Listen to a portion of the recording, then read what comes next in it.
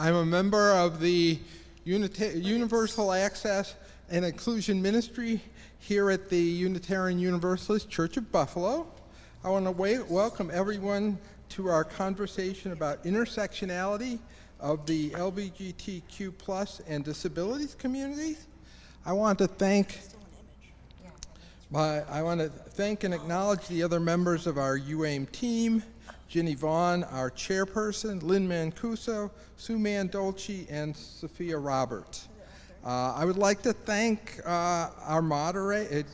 I'd like to thank Sophia, who's going to be a moderator, and the panelists for their work and participation. A shout out to our tech team of Josh Disick and Martha Malkowitz. Thank you so much. I would like to take a moment for housekeeping issues. The restrooms are in the back of the parish hall through the door on your right. And the men's door is on the left as you go through the swinging doors. And the women's room is on the right. Please ask if you need any assistance. The restroom doors are heavy. Right now I'd like to introduce our minister, Joan Montagus, who has a few words.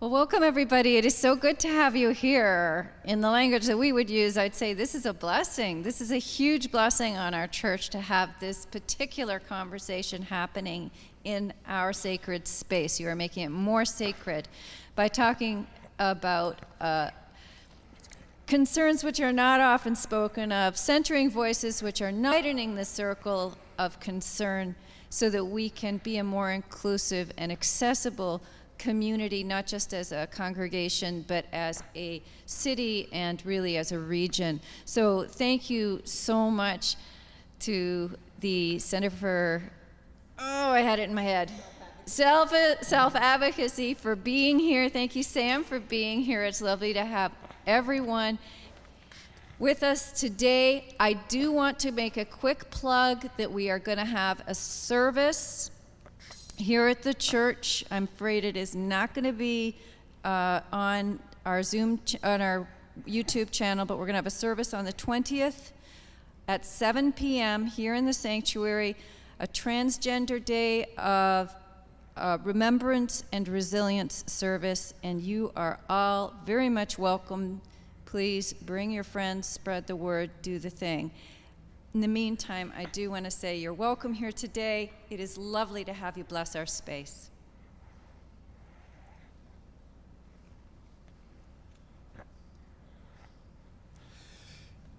In our Unitarian tradition, when we light our chalice, the symbol of our faith.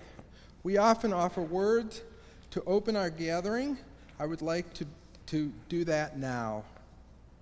Dear unknown, unknowable, yet known by many names, keep us mindful that we are all related, that when one of us is ignored and treated with dis-ease, we all suffer. Today, let each of us commit to welcome the stranger. Let us move beyond our comfort zone and connect with people labeled different and push to the edges of society. We can make a difference. We can transform lives. We can bring harmony and healing to the places and spaces where we live, work, and play. Let us keep our hearts and minds open and receptive to the still, small voice that calls us to stand witness for those who cannot stand, to speak the truth for justice for those without a voice, and to lead the way on the journey toward wholeness for those without sight. In the spirit of love, compassion, and community, let it be done. Blessed be. Now I'd like to introduce Mitch Nowakowski, our Common Council representative for Elmwood Village, to say a few words. Hello, everyone. It's really wonderful to be here today with you all. Sorry for being a little bit late. I was, again, trying to be at 3 places at once, and I was not successful. But I'm very excited for this conversation because for LGBT people, this is a conversation that we need to have together and with one another. And oftentimes, what we know it exists is that oftentimes people living with disabilities are often asexualized. They're often discriminated against even within our own LGBT community. And, you know, to the broader perspective is people at times think because we are LGBT that we are just immune from racism or ableism or classism in our community, but we do have those issues, and having a well-rounded conversation of how to truly be inclusive. I feel like we live in a world where it's very manufactured now, so we hide behind platitudes or cute tweets or Facebook posts, and I'm really looking to get sincerity out of folks. So when we say something, we mean it.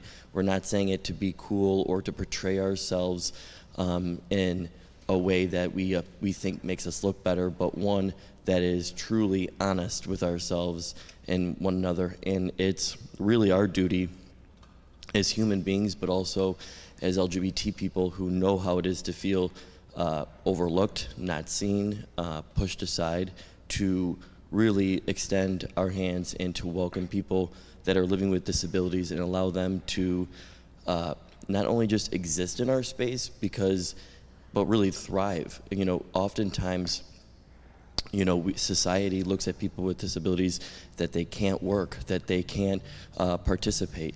And, you know, I know a lot of speakers here today will tell you that they want to work, they want to have girlfriends and boyfriends, they also have sex, they connect with people just like everybody else. So if we have these open conversations and normalize this stuff, I think that we're all better as human beings. But it's also, you know, living in a truly diverse and inclusive society. So I'm just happy to be here and hear from our speakers.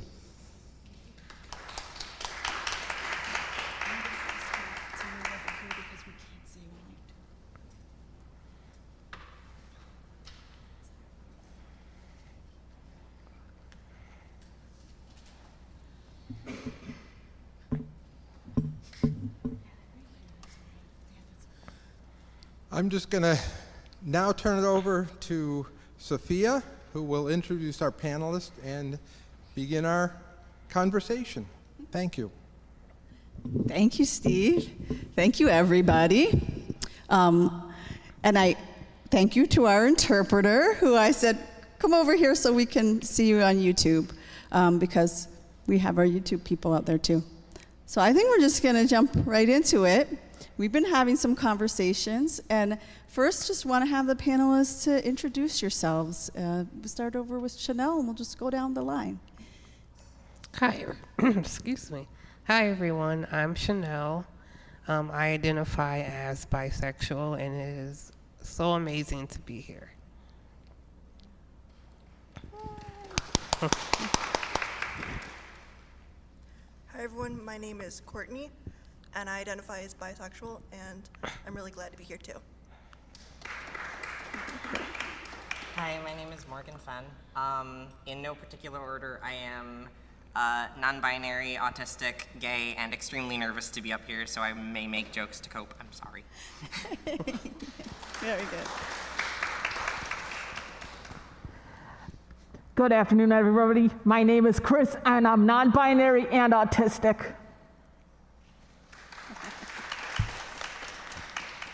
Well, welcome, and we welcome you and all your identities into the space. And we're going to just start with our first question, which is, how did you come to your identity related to sexuality, gender, or disability?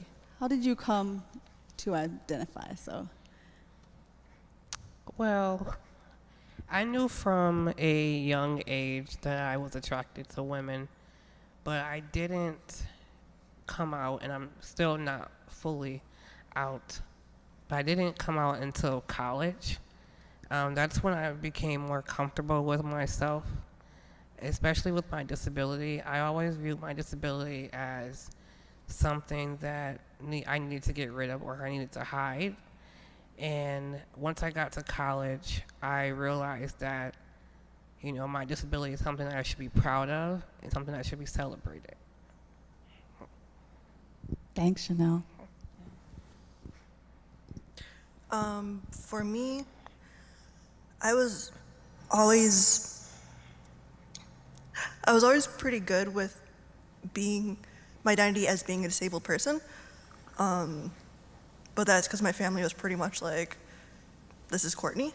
My mom started using my disabled parking tag when I was like 2, and so it was just something that I was always very aware of. But as far as being bisexual, like,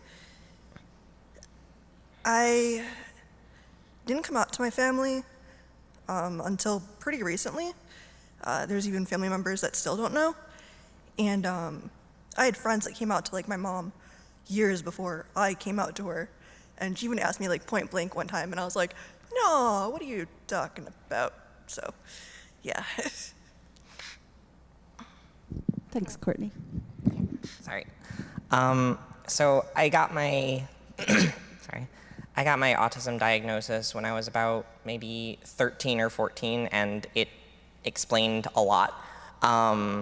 And I figured out my gender identity around maybe like 14 or 15. I didn't really figure out my sexuality until I was like 20, so that was an interesting thing. But it was sort of a process. Thanks, Morgan. With me and my autism diagnosis, I did not receive mine until a month before my 28th birthday. But when I got it, it was for me, it was, oh, it makes a lot of sense because I have particularly with the sensory issues. I can give a good example, like my mother, she would always play, like with kids and parents, usually the parents turn the music down and the kids turn it up. With me and my mother, it was always the complete opposite. And that, for me, that's one of the, sorry folks, that's one of the big things that then when I got my diagnosis, it's like, oh, that makes a lot of sense. And with my gender identity, I didn't really come to terms with it until last year.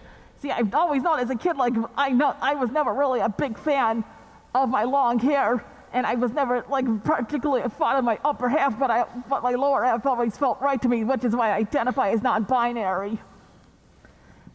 So last year I just started getting I just started wearing a chest binder, and I didn't start coming out to people until like April of this year.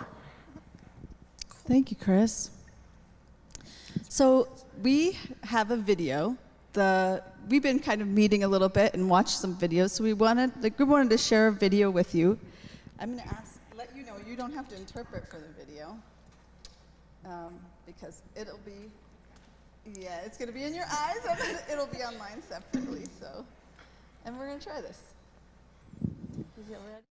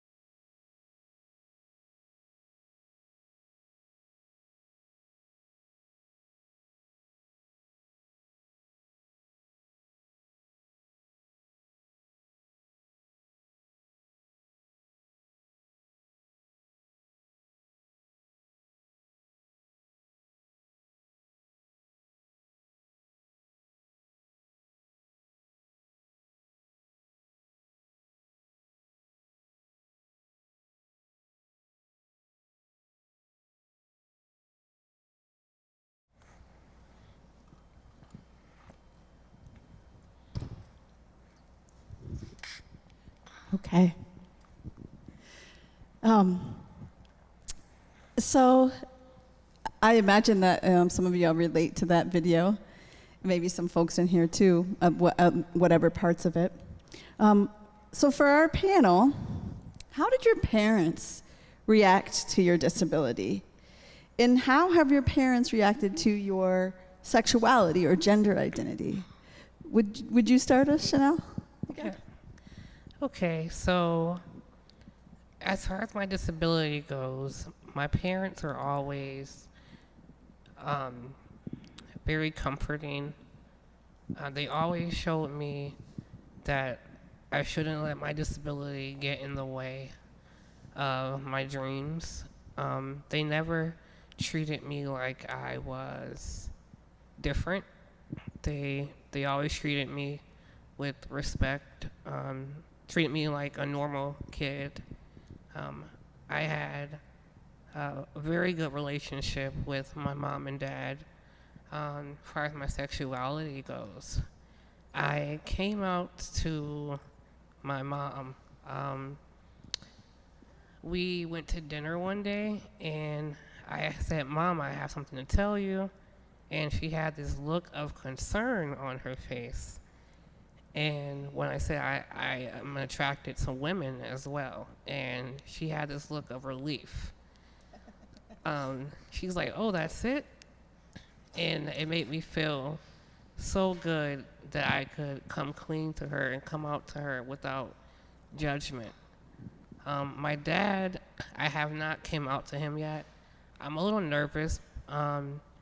He's a very macho black guy, and when it comes to the African American community, being LGBT is not the best thing.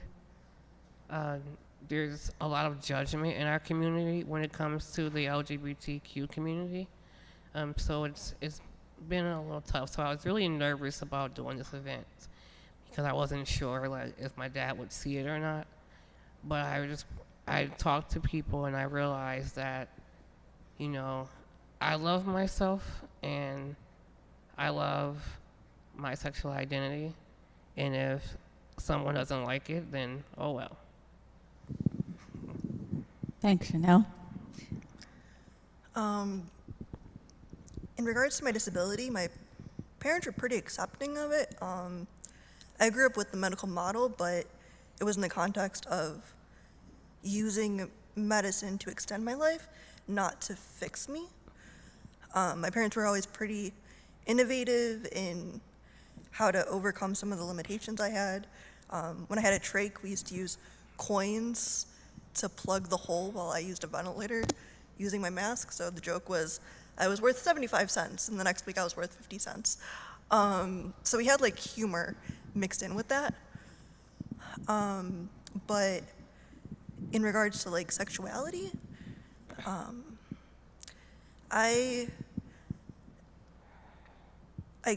I realized that I liked girls, I was going to a Catholic school. So I didn't have that language of bisexuality. I knew gay and straight, so I was very confused. I was like, well, which one am I? And am I going to go to hell? And I decided that, well, I'll tell my mom if I start dating someone, and I'll tell my dad if I decide to like marry someone, because like at 14, I didn't know that it was banned at that point. And so that's what happened. Like in college, I had a girlfriend and was like, all right, hey mom, this. And she was like, all right, cool, like, let's not tell your dad, but like, you know, you do you. I came out to my dad like last year or so, and it was actually not in the best way because it was part of an argument. We were discussing indoctrination with public schools, and so I pointed out that that's not true because I am this, and I realized when I went to a Catholic school. So he's accepting in the way of he still loves me, and he wants me to be happy, but we have different views of things. And like with this, he was like, you know, you do you, but have fun. So yeah. Thanks, Courtney. I'm stepping on my cord apparently. For me, my disability and my, queer identities got received in kind of the same way, which at first was not really taking them seriously, it feels like. I got the typical, oh, I thought it was just a phase talk when, after coming out as non-binary, about 4 years afterwards, people were still not really using they, them for me in my family, and they thought it would just kind of pass, and it didn't. And as far as being autistic, I had my biological father at one point tell me to stop using autism as a crutch, so there's something to unpack, which I will not currently unpack. But it was a journey, trying to, get all of this stuff figured out. And, my mother is very supportive now. She's been on her own journey as far as things go, and becoming more, I guess, aware of a lot of things. But yeah, it wasn't necessarily something that was, warmly received at first. And as far as, my sexuality, I got told that, it was, I'm a little iffy about intimacy. I thought I was asexual for a good portion of my life. And then when I started to realize, oh, I might be into guys, I got told that, well, all gay guys are just looking for sex. So what are you gonna do? And I didn't know. But so it's been, like I said, a bit of a struggle to, figure that stuff out and try and build my own network of support, which thankfully my mom is now part of, but at first it was, not really that simple, unfortunately. Thanks, Morgan. Yeah. In regards to my gender identity, my parents both were deceased before I came to realize it, so unfortunately there was no reaction to that. But in regards to my disability, my father in particular took it poorly. My school actually wanted to get me tested when I was a child, but my dad flat out refused to get me tested, so we always lied to the schools and said it was due to lead poisoning. And with my mother, she knew something was different with me. She knew I needed services, and she was always trying to push my father to get me those services. But he was even to adulthood, even as I was growing up, he was still stubborn, wouldn't do it. So that's my story on that. Thanks, Chris. Yeah, thank you. So Courtney, we talked a bit about the medical and the moral model. Can you talk about what that is, the medical and the moral model? Yes. I have it written down, so I don't want to sound like a robot. So the moral model touches on how society judges people based on their perceived morals or the morals of their family. For the LGBTQ community, the idea is that because our sexual identity or gender identity don't match the general public, we're living in sin. Our morals have become perverted, and we are a danger to all around us. From a religious aspect, we've turned away from God. For disability, the judgment is on the parents. What do they do to cause God to punish them with a disabled child? Or for those that believe in reincarnation, what did you do in a past life for God to punish you in this life? Another view is that disabled people are created by God so that those around us can learn humanity or some life lesson through our short existence. The medical model touches on the idea that disability or chronic illness exists to be cured. The idea is that our lives are so pitiful that the only solution is to either cure us or put us out of our misery.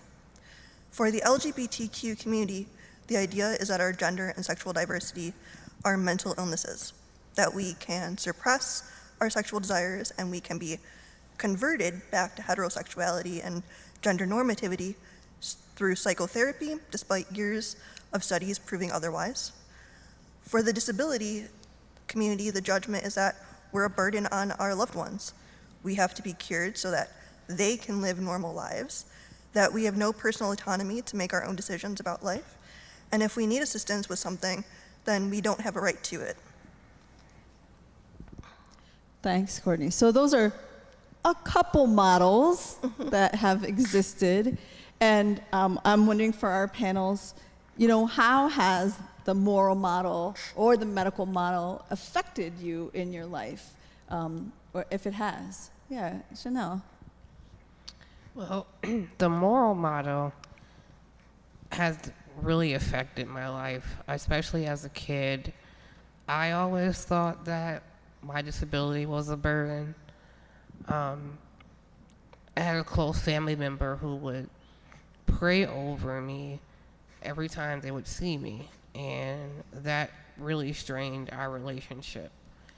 I just felt like, I would question God, like, why am I like this? If I wasn't like this, then my mom would be able to do some of the things that she can't do because I'm here. So that really affected me. The medical model, I've grown up with the medical model. I've always, had doctors telling me, you have to do this, you have to get this surgery if you want to have your legs straighter, if you want your spine straight, you have to get this surgery. And I contemplated getting a lot of the surgeries, but then I realized, if it's not causing me physical harm, then why should I put myself through the pain of surgeries just to please everyone else? So Yeah, why should I put myself through the pain of surgery to please everyone else? Yeah, interesting. Thanks, Chanel. Yeah, go ahead, Courtney. For me, the medical model, like I said, I grew up with that. But being someone with chronic illness, it was more about extending my life.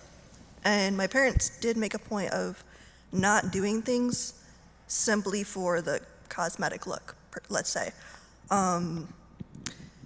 If I had back surgery, which I had many times, it was to keep my spine from damaging my lungs more than they already were. When I was in high school, we had a doctor want to break my legs to extend one leg because it's shorter, and my mother was like, no, we're not doing that because it's simply a cosmetic thing, and if we correct her back more, then her long leg will be short. And he was like, well, we'll just break that one then. So that kind of stuff, my parents were like, no, we're not doing that. But in regards to the moral model, my family did their best to not make me feel like a burden, I think, but I still felt like a burden. You overhear things that the adults say.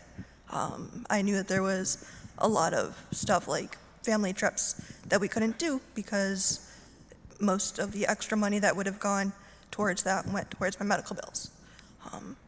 So it was a lot of that kind of stuff. So yeah. Thanks, Courtney. For me, I honestly don't have too much experience with either model just because, like I said, a lot of both my disability and my identity were not really taken super seriously as a kid. And like by the time I started, getting in touch with people that had, similar experiences and, it was something I was figuring out for myself. And thankfully, there wasn't a lot of external world input on that. So I don't honestly have much to say in response to that. Yeah, thanks, Morgan. Go ahead, Krista. As far as the medical model goes, I've never had any personal experience with that. However, I have with the moral model. There was actually a place of worship that I went to at one point, and there was a gentleman there who was a pediatrician, and he said flat out that severely autistic people are demon-possessed, and that affected me personally because it got me to the point I have a hard time trusting religious leaders now because of that. And even when I was a little kid, I was to a degree I was treated as a burden, and my dad and my uncle always made that a point of mistreating me for it. Thank you for sharing that, Chris. That's pretty hurtful, pretty hurtful. And I just want to say, and I think a lot of people here do know, but there is another model the social model that says disability is natural, gender identity diversity and sexuality is natural, and that if there's a barrier, that's the problem, right? Not us as people. So how has neurodiversity or disability, we are really privileged here. People have lots of different kinds of disability experiences up here. How has your disability experience affected your experience of sexuality or your gender identity? Do we want to keep going in the same order? We'll go with Janelle and go down the line. Okay. Well, dating is hard whether you have a disability or not. But dating is especially hard with a disability because you don't know what people's intentions are. You don't know if they want to take advantage of you or, if they want to just use you. I waited till I was an adult to date. I didn't have a boyfriend or a girlfriend in high school or anything. I was always afraid of rejection and afraid that people wouldn't see me because of my disability. And then when I got older, I started doing online dating, and it was a really positive experience for me. It kind of gained my self-esteem up a little bit. I've always struggled with self-esteem because of my disability, so it was really hard for me as a kid to get out there and, and date like a normal teenager. Thanks, Janelle. Yeah. For me, dating-wise, I didn't date in high school because I really wasn't that interested. As some of my friends can attest, I was hung up on a guy that was not going to work. Other than that, I wasn't really interested in dating. But in college, I started dating, and what I came across was people not fully understanding the degree, like my chronic illness. A big thing for me is that I can't safely have children. And especially when dating guys, it's like, oh, let's have a family or things like that. And I'd be like, no, I can't. We can adopt, but that's it. And them not comprehending that and, oh, we can work around that kind of thing. And then, yeah, I get hurt in the end. So that has been a thing where my disability has affected dating is, future expectations kind of stuff. I've also had people assume I can't have sex because I have a fused spine, because apparently having a bendable spine is a requirement for having sex. But as far as it affecting my gender identity, when I was younger, I wanted to be a boy, and what I realized was, as I got older, that came more from societal expectations and my disability. So for me, I always had more male interests, building forts, Legos, things like that. I had some feminine interests, like playing house and fashion shows, but I would be told, Nerf guns are for boys, that kind of thing. The other thing was that my initial birth defect is more prominent in girls. So my thought was, if I was a boy, I wouldn't have been born with that. And so I wouldn't have my other disabilities. If I was a boy, I would have been smarter, because I had two cousins. One of them is genius level smart. And so I wanted to be smart like them. I struggled a lot in school. No matter how hard I tried, I would get C's if I was lucky, kind of thing. And then we later learned it was because of my breathing issues. So by the time I got into high school, I realized that one, your interests are not dictated by your gender, and two, God gave me this body, and this is the body that I have, and I can do a lot of things with it. And also, bringing in the bisexuality part, that made me confused too, because it was I like guys, but I also like girls, but only guys like girls. Like, it was that kind of thinking too. So there were a lot of aspects, and then, I just came to realize, like, no, this is me, and that's why I am a big advocate of not liking the binary. So, yeah. Thank you so much, Courtney. I swear I have to clear my throat every time I talk. I'm sorry. For me, I and a lot of my friends kind of fall into the little intersection between being neurodivergent, particularly autistic, and being non-binary. And I know for myself, as well as a lot of the people very dear to me, there's a sense of otherness, honestly, that comes with being neurodivergent. There's a sense of difference, of feeling alien a lot of the time that comes with that, and how we're treated by other people and what's expected of us that just isn't keyed into our brain from the start. It's not pre-installed software. And I think that extends a lot of the time to genders and gender expectations. If you spend your whole life feeling like you don't fit into the social box, as it were, then it becomes very easy to look at, male and female and be like, neither of those are really mine. Mm-hmm. And that's kind of where I ended up, and where a lot of my close friends have ended up.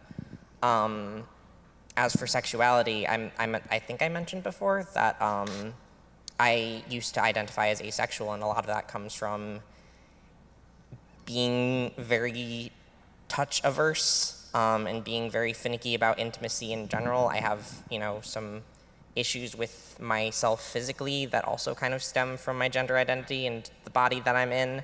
And so that leads to some self-confidence issues. So, like, being intimate with somebody can be extremely difficult for me, especially if it's, somebody that I don't know and trust intimately already.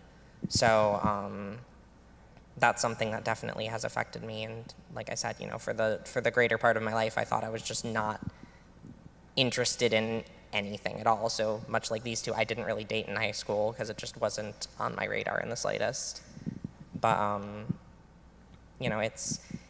it's definitely played a pivotal role, like my autism has, in how I identify on all fronts, and it's a really big part of me. So. Thank you. Go ahead, Chris. In regards to my gender identity, my autism has never really had any effect on my view of gender identity. However, with my sexual orientation, it makes it a struggle. I've never dated, but with my autism, it makes it hard for me to try to be able to connect and try to go up and talk to people to begin with. And if it ever gets to that point, my big fear is, if I date someone, are they going to really love me for who I am, or are they going to be like my family members that are castrated and take advantage of me for being autistic? Thank you, Chris. Yeah, I think that kind of goes into our next question, and I think you guys have maybe touched on it already, but there may be more you have to say about your fears when it comes to dating and making friends, or some of your experiences. Maybe there's positive experiences or negative experiences that you've had when it comes to dating and making friends. So you want to start, Chanel, again? Yeah. So like I said before, I have some positive experience with online dating. As far as making friends, I was also very shy as a kid, especially when I got to high school, because I went to a school that was for people with disabilities from kindergarten to 8th grade. So it was a lot easier to make friends there because a lot of the kids had disabilities, so there was a common ground. When I went to high school, I was only about 5 kids in a wheelchair there. I went to Hutch Tech High School. It was a pretty big school. When I got to college, I broke out of my shell and I started making more friends. I got more comfortable with myself, so it was easier to go up to someone and talk to someone. or, be welcoming when people approach me. Thanks, Chanel. Courtney? For me, I sometimes refer to myself as healthy passing because I can just take my action off and then pretend that I'm not disabled. So in college, I didn't use oxygen for a time, so that made it really easy to meet people because no one was, they didn't see this or think anything of it. My closest friends in college, they knew about my lung issues. But for dating, the guy that I was dating at the time, I would hide my ventilator when he would come to my house. So it was on a stand and it looked like a table, and I would just put blankets over it to make it look like it was a side table next to my bed.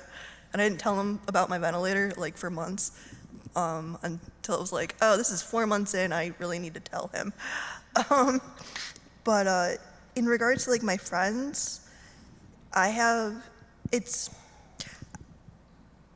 don't really think it's because of my disability, but it definitely helps in that I have a very creative group of friends, and we are very good at coming up with ideas of how I can be included in things.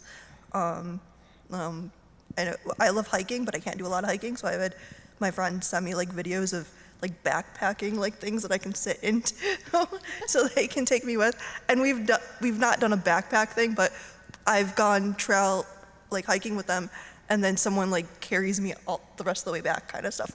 We figure out things. So having creative friends definitely helps when you have a disability. So yeah. Awesome. For me, one of my, I guess, biggest fears also stems from the intimacy thing and the expectation that is there a lot of the time with queer culture, which, like I said, when I was figuring myself out, I got told all gay guys are interested in is sex, and that's not necessarily the case across the board, but with a lot of people and a lot of places, hi Grindr, it absolutely is. And trying to navigate that and, form a bond with somebody that reaches that level of comfort while hoping they'll be patient with me not wanting to get any closer than that until I feel that comfortable is tricky to navigate. And I found much like Chanel, a lot of my best experiences have come from long distance relationships and dating people online, because a lot of my close friends have been met through common interests online, and it's a lot easier as an autistic person to just chat with somebody in a chat room where I don't have to worry and be hyper conscious of eye contact or my little, physical quirks, and if I'm scratching my arm too much, or if I'm, all of these little things that I've been conditioned to be hyper aware of when I'm in a physical space with somebody and trying to make a good impression just gets removed from the equation when I can just share words with somebody and just leave it at that, and then, get to know them on a much more comfortable playing field and ultimately end up getting a lot closer. And my partner right now is somebody that I met online, and that's basically how things played out with us. It was, we started talking, we had a lot in common, we had a lot of common interests, and then we ended up just being like, hey, you know what?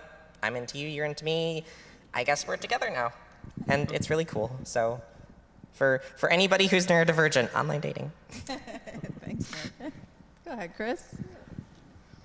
Well, obviously, I'd already gotten into the fears with the dating situation, but I'll be honest, it crosses over into the same fear of me making any friends. I know in the grammar school and high school, I never made any friends, and I remember reading through my IEPs that I was always struggled with making friends, and my social skills were always below age level.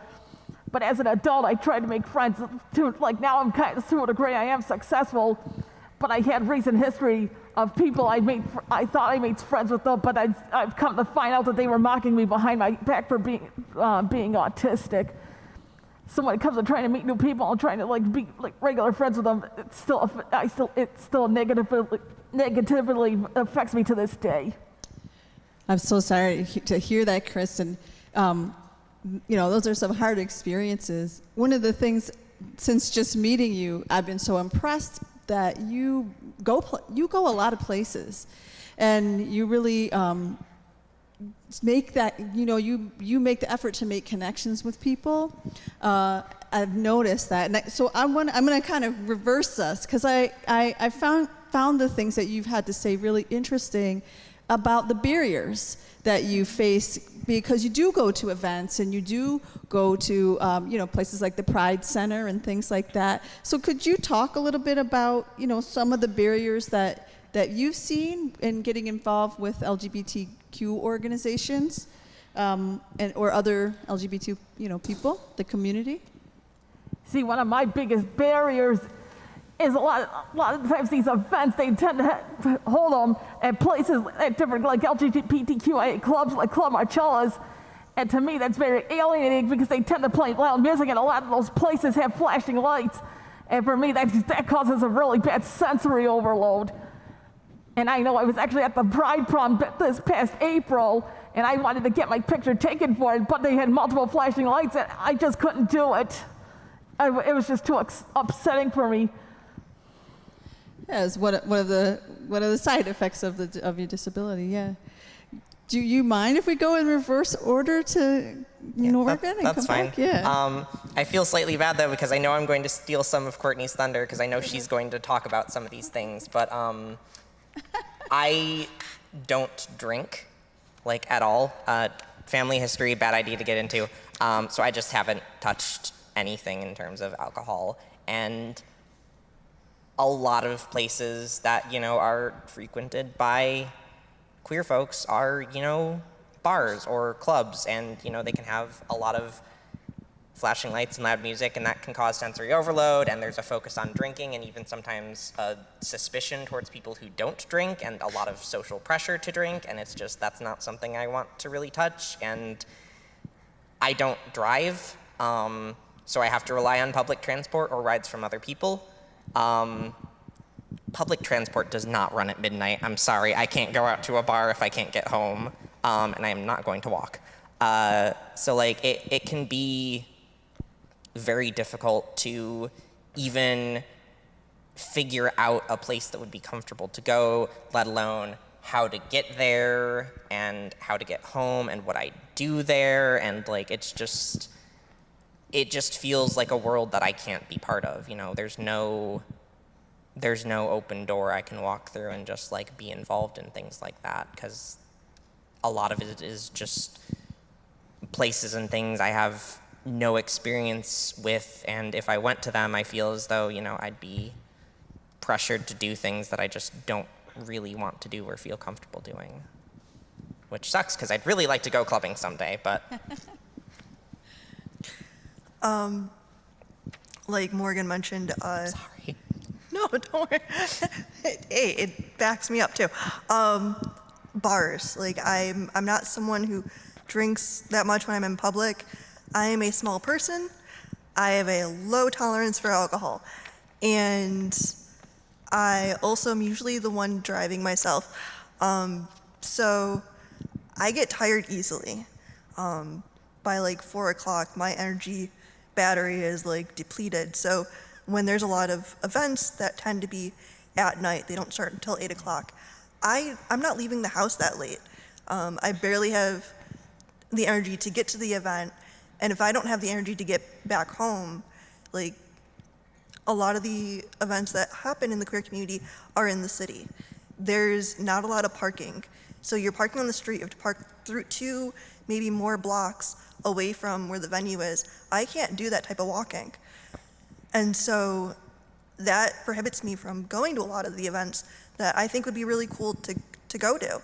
The other thing is that to go to like a positive note, like, I know that there is one event that happens every month at like cafes, so it's during the day on the weekends. I think there should be more events like that.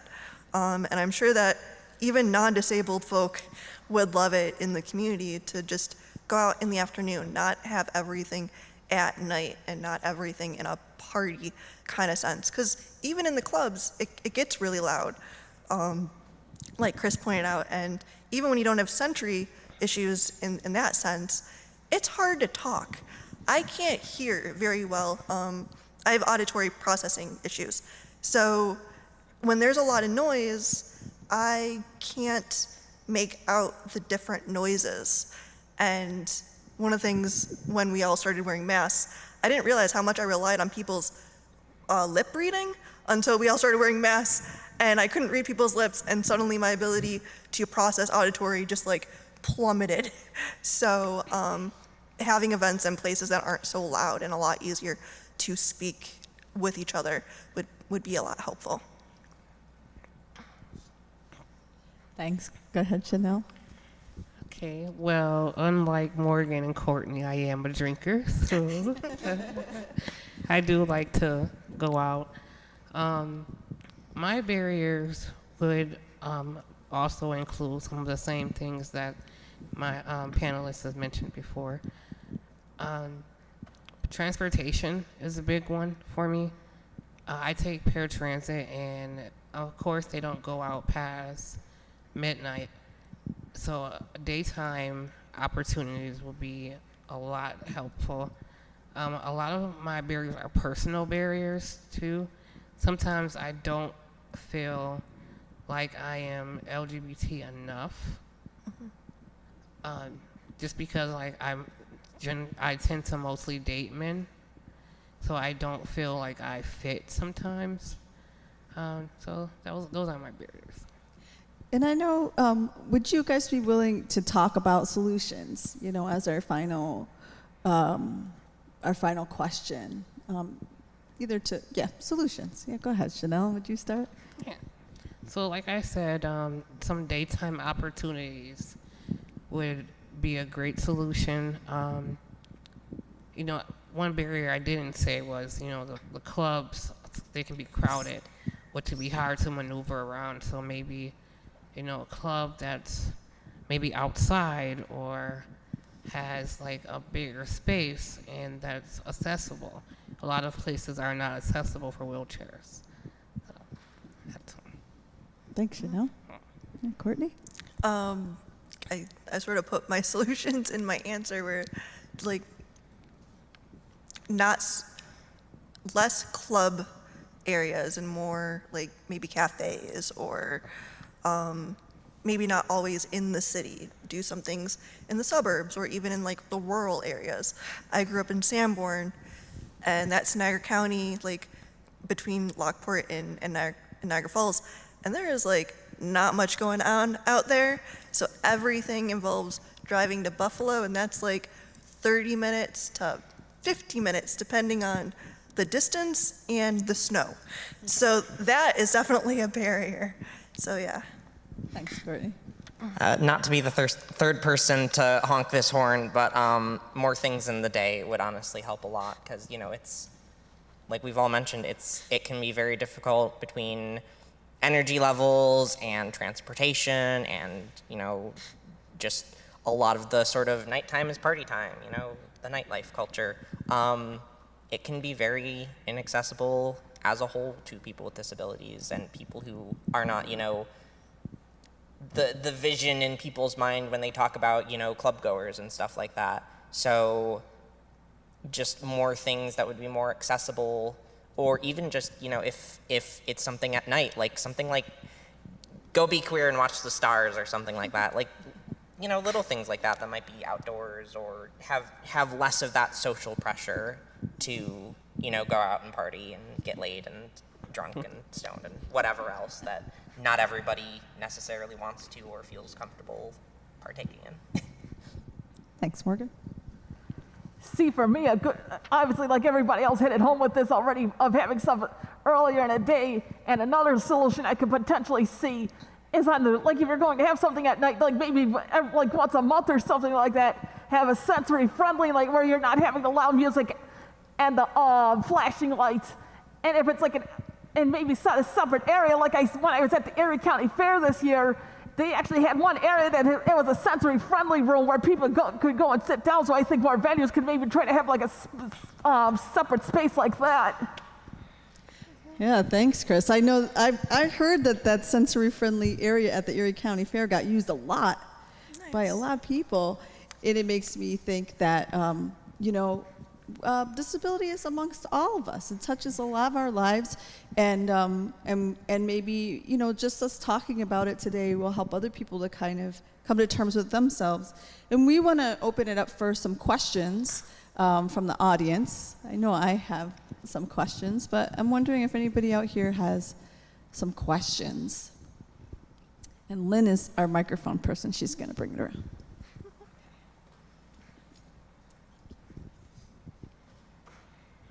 Thank you very much. My question is, what would you tell your younger self with everything that you know now as, you know, going through life? Because oftentimes people, we're like the cruelest to ourselves, and that inner voice could be kind of mean. So with all the years of growth and experience, what would you tell your younger self? I would tell my younger self to experience life more, date more, kind of open up a little bit more. I feel like I lost a little bit of experience without, you know, dating and making friends at a young age. So I think I would tell myself to just open up more.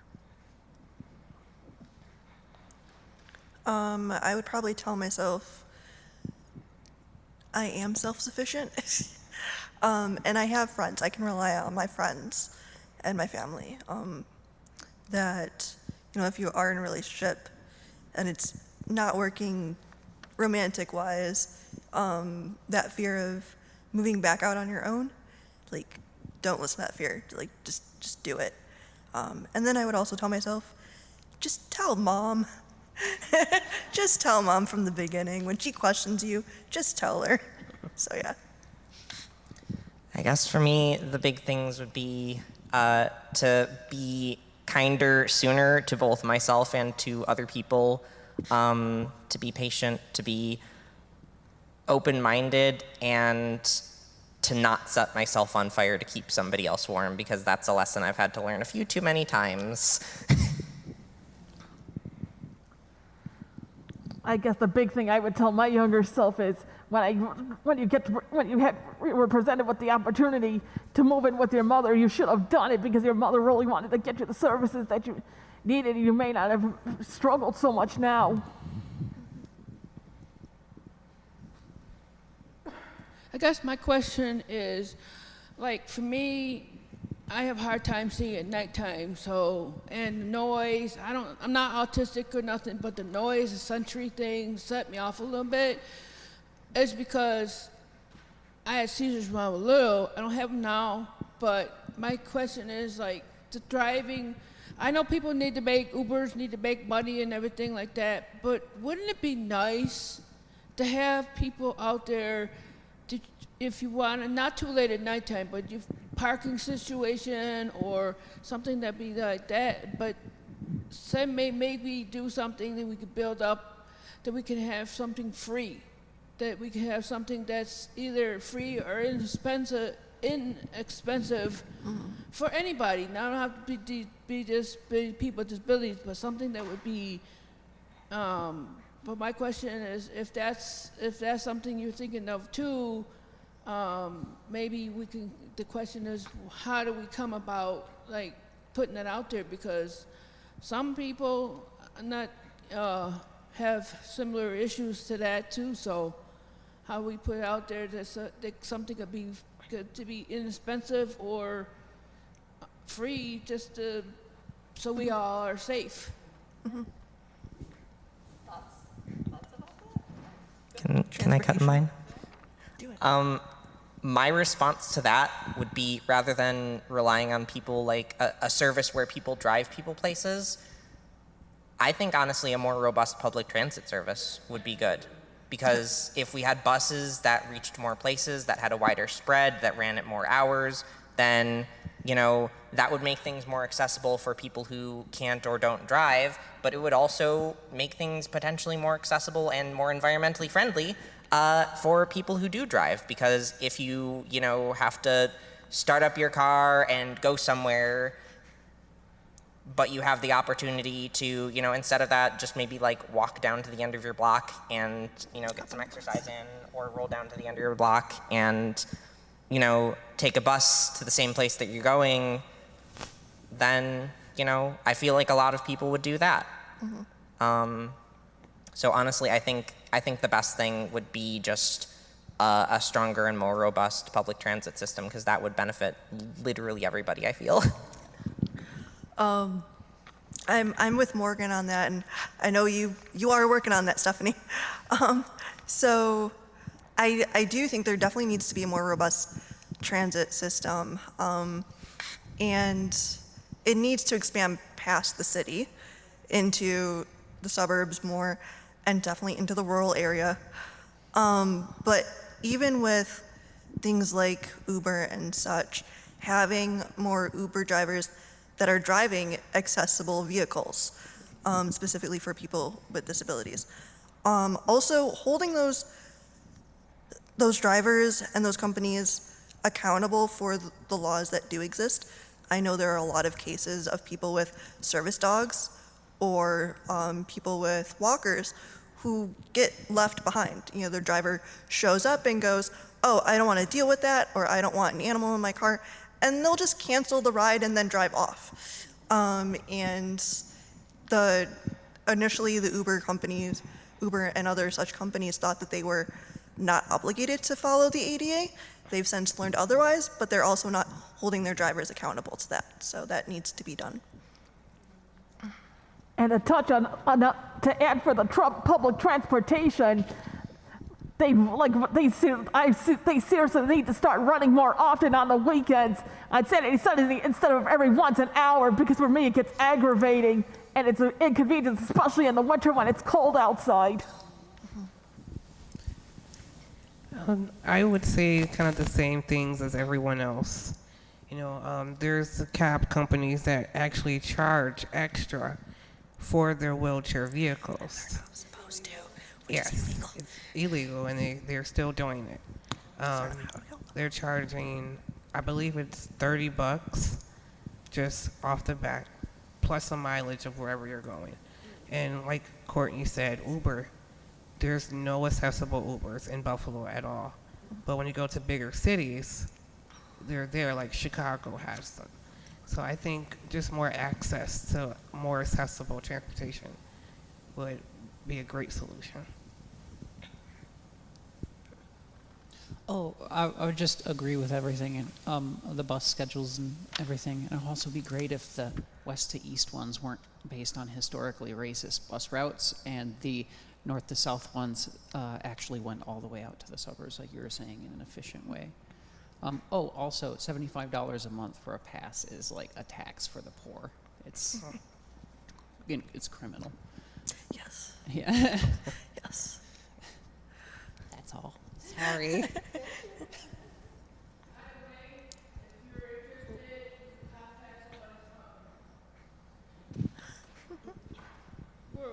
I'm part of Be True, Buffalo Transit Riders United, and if you're interested in that, you can contact CAJ, and they'll contact you. They'll give you the organizer in charge of that.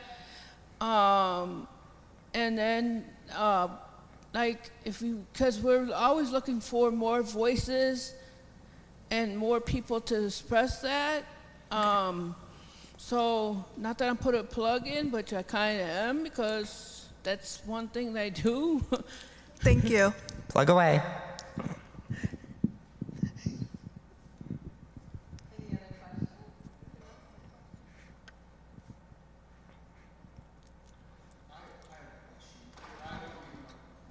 Yes, you do. All right. Have any of you tried to join any of the social organizations in Buffalo as far as in the LGBTQ community? Have you had any successes? Have you met any roadblocks?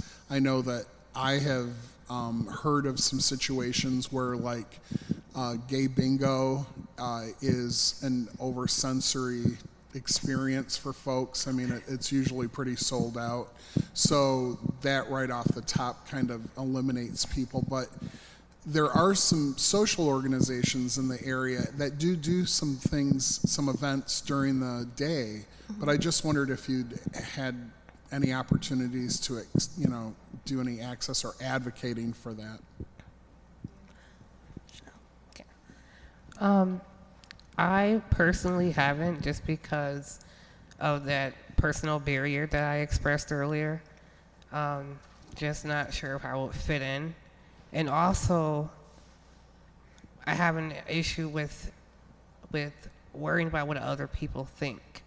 So it's hard for me to like go to like events. So I'm afraid, like, what if I run into someone that I know and they question why I'm here? But I'm slowly starting to break out of that.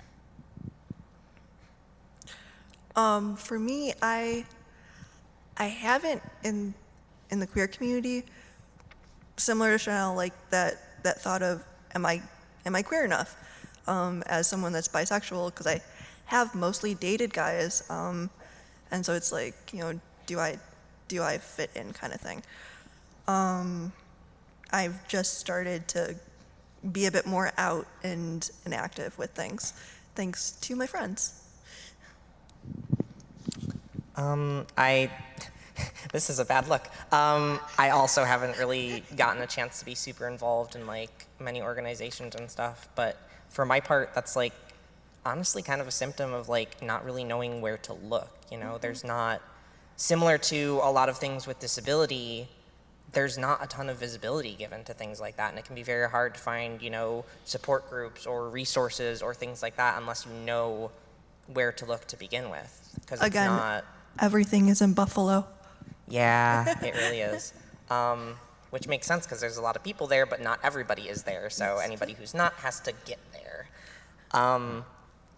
But it can be hard to, track down those resources and those groups and organizations without, going on a treasure hunt. And I'm depressed and anxious. I don't have the energy to do that. I'm sorry. So I don't know. I know from experience that extending the reach of something and trying to get the word out there about anything is a challenge. And honestly, I feel like a solution to that would be just more resources for raising those voices and getting the unheard to be heard. And I don't know what that would look like necessarily, but it could be something that somebody who has ideas could potentially, put out there for the world. With the organizations, for me, it's the same as Morgan. I've never joined because because there aren't any that I'm aware of, to be honest. So, and it's the same thing for me. I don't know where to look for this kind of stuff.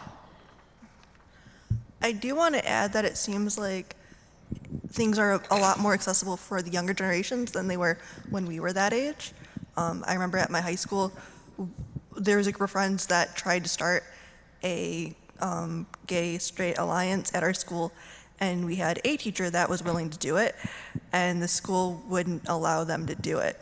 So I do like that the newer generation is finding that resource a lot easier than we did. So it's like we're adults and we're just starting to get into this stuff. So yeah. Things are getting better, but slowly. Any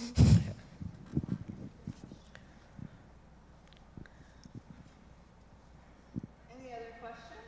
Anybody else have a question or comment?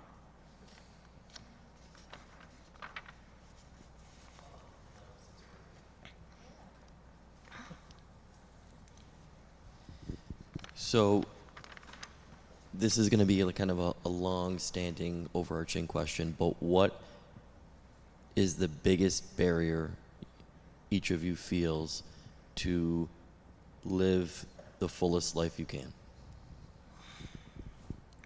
My lungs.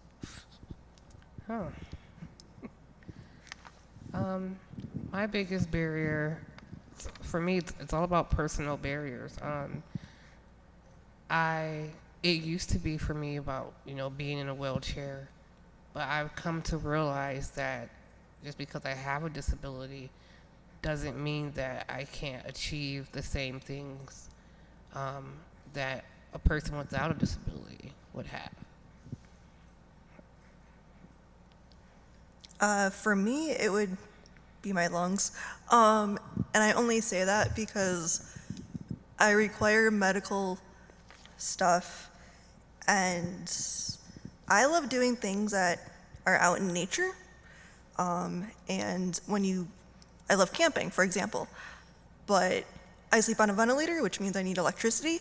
And if there is no electricity, it does not matter how much I wish for my lungs to work while I sleep, they are not going to work while I sleep. So there is technology out there, and it just means that I have to make sure that I have that technology. And I've been making those steps. I bought a van with the intention of making an electrical setup so that I can go camping with my friends. I have an electric generator now that literally plugs in the wall, charges up, and it lasts for like 3 days. And I got to go on a road trip for like the first time in my life for like multiple days. We went sleeping in the car itself. And that was something that I thought I would never be able to do. So like Chanel said, like, it's not that these things are impossible.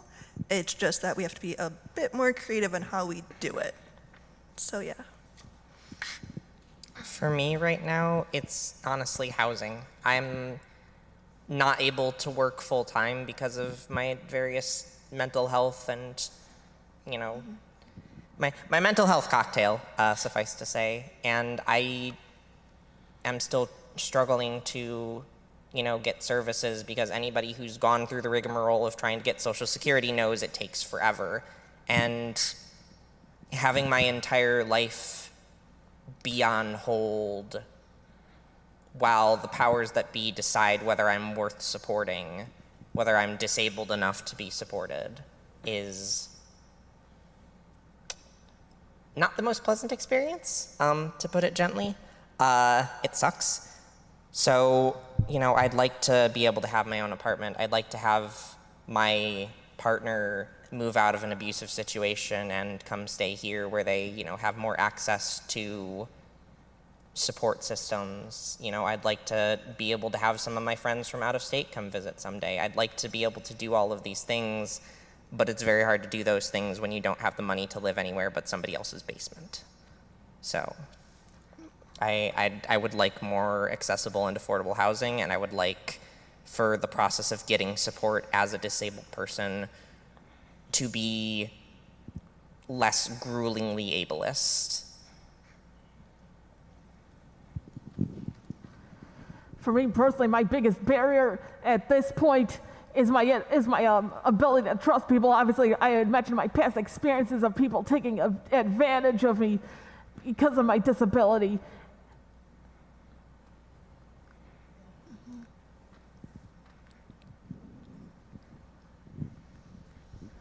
And to add to that, it's gotten to the point when I first meet people, I get suspicious of them. And I've actually had a pastor that had told me recently that when I first met her, that I looked at her suspiciously, and I wasn't even aware of it.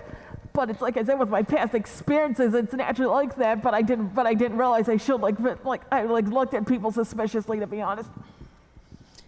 Yeah. Trust, right? Trusting people, being able to trust people.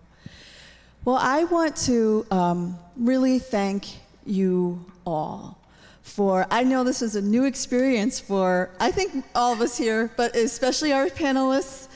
So I just really want to appreciate the thought that you put into this, and the courage and the bravery to come here and share your stories. I am moved, and I think I'm really happy for the beginning of this conversation. So can we give our panelists a round of applause?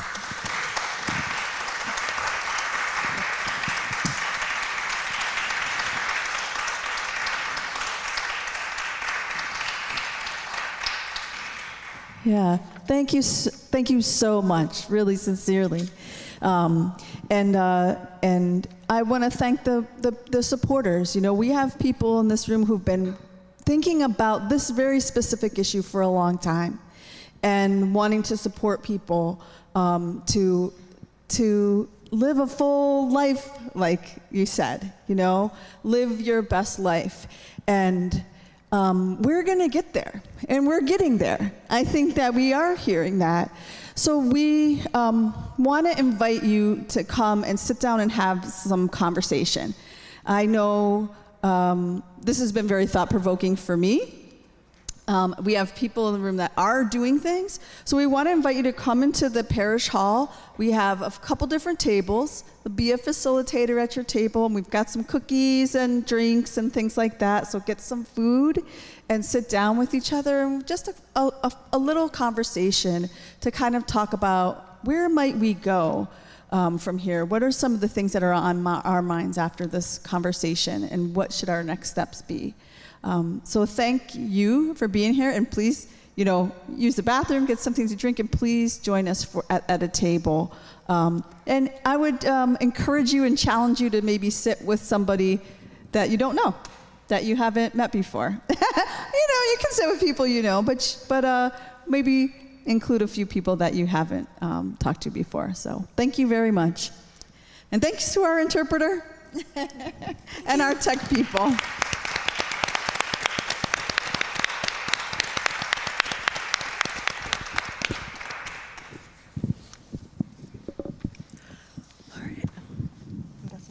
Now. Do you need help, Chanel? Yeah.